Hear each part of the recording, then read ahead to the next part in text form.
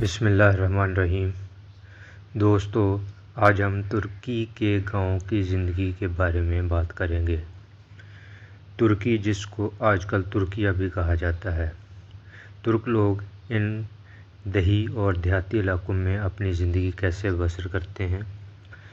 سلطنت عثمانیہ کے دور کے گاؤں آج بھی یہاں آباد ہیں، اور وہ دکھنے میں کیسے ہیں؟ یہاں کی روایتی کاشتکاری سے لے کر یہاں کے باغات، خوبصورت وادیوں، کھیتی باڑی، مویشی پالنے کے طریقے اور ان سب پہلوؤں پر نظر ڈالیں گے جو آپ کے لیے بے حد دلچسپی کا باعث بنیں گے۔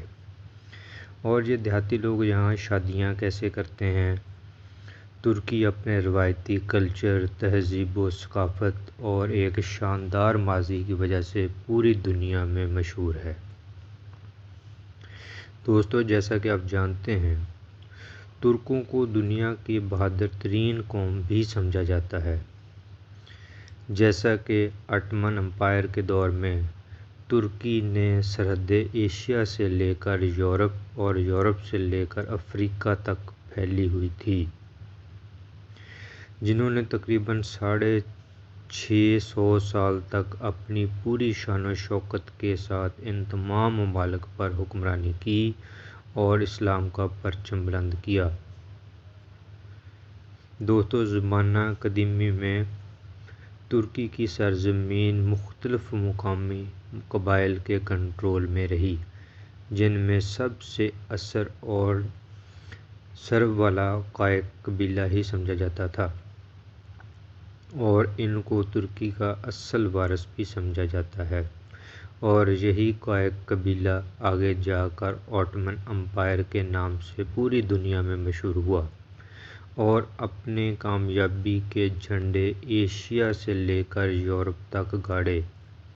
قائق اور کہیں اس کو کائی قبیلہ بولا جاتا ہے، ان کے لوگوں نے ہی ترکی کی بنیاد رکھی اور تمام قبائل کو آپس میں متحد کر کے ایک عظیم الشان سلطنت کی بنیاد رکھی، جس کو آج بھی لوگ سلطنت عثمانیہ کے نام سے جانتے ہیں، اور قسطنطنیہ کو اپنے انتظامی امور کی بنا پر اپنا دارالحکومت سمجھا جاتا ہے، جس کو آج استنبول بھی کہا جاتا ہے۔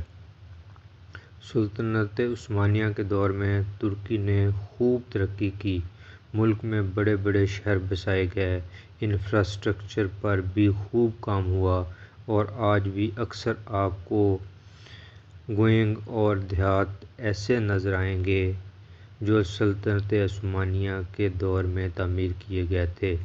تب اس دور میں 72 کے قریب الگ الگ تہذیب و ثقافت کے حامل قبائل جہاں آباد تھے۔ یہاں جو زیادہ تر خانہ بدوشی جیسی زندگی بسر کیا کرتے تھے۔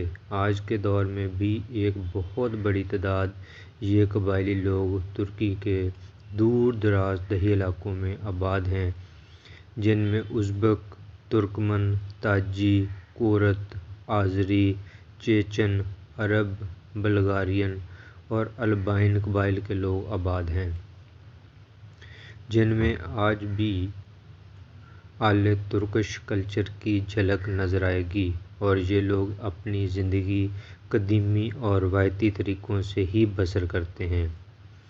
ترکی کا موجودہ رقبہ 7,83,092 مربع کلومیٹر ہے، جبکہ سلطنت عثمانیہ کے دور میں سن 1683 میں اس ملک کا رقبہ 92 لاکھ سکوائر کلومیٹر سے بھی زیادہ تھا۔ دوستو، ترکی کی یہ خوبصورت گاؤں اور دیہاتی علاقے ترکی کے وسیع میدانوں سے لے کر پہاڑوں، خوبصورت وادیوں، جنگلاتوں اور دریاؤں کے کناروں پر مشتمل ہیں۔ زیادہ تر آباد ہیں لوگ، جن میں زیادہ تر آبادی مویشی اور کھیتی باڑی کے پیشے سے منسلک ہے، جس میں यहाँ एक बड़े वسیع پیمانے پر گندم، جو، چنا، کپاس، سورج مکھی، کھبری، بلو بیری اور انگور کے باغات بہت بڑے اور وسیع پیمانے پر موجود ہیں۔ 2030 کے ورلڈ بینک کی رپورٹ کے مطابق 24.4 ملین ہیکٹر کے علاقے پر یہاں کھیتی باڑی کی جاتی ہے۔ بونیا اور اکڑا دو واحد ایسے صوبے ہیں جہاں سب سے زیادہ گندم کی کاشتکاری بھی کی جاتی ہے، جبکہ اس کے ساتھ صوبہ ازک، ازمیر اور آذان کے علاقوں میں بھی باقی فصلیں اور پھل فروٹ کثیر تعداد میں پائے جاتے ہیں۔ ترکی کی زیادہ تر دیہی آبادی بھی ان صوبوں میں ہی آباد ہے۔ ترکی کو انتظامی امور کی بنا پر کل 81 صوبوں میں تقسیم کیا گیا ہے۔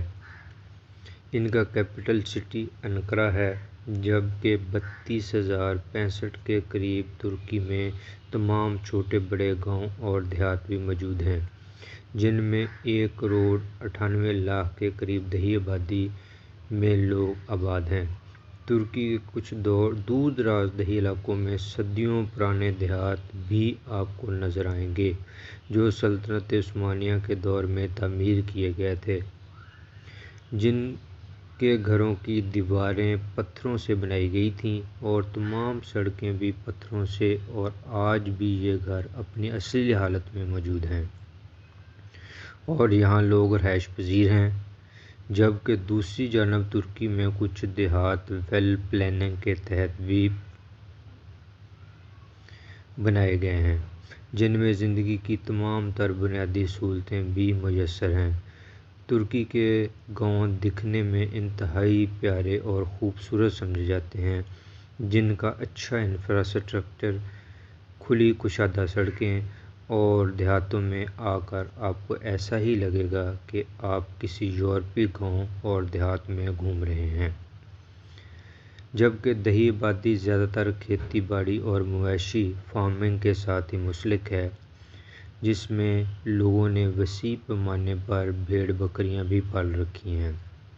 زیادہ تر گاؤں میں ان کے گروہوں کے ساتھ ہی ان کے مویشی فارم بھی موجود ہیں، جن میں ہزاروں کی تعداد میں بھیڑ بکریاں موجود ہیں، اور ان سے حاصل ہونے والے دودھ اور پنیر کو قریبی مارکیٹوں میں فروخت کر کے یہ لوگ نفع حاصل کرتے ہیں۔